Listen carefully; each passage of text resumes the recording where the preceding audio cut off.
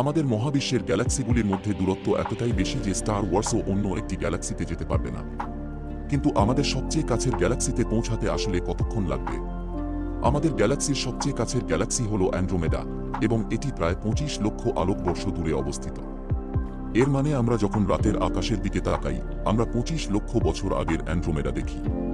যদি আমরা আজকের দিনে স্থানে ভ্রমণ করতে চাই, আমাদের দ্রুততম মহাকাশযান দিয়ে সেই যাত্রা সম্পূর্ণ করতে প্রায় 4 বিলিয়ন বছর লাগবে।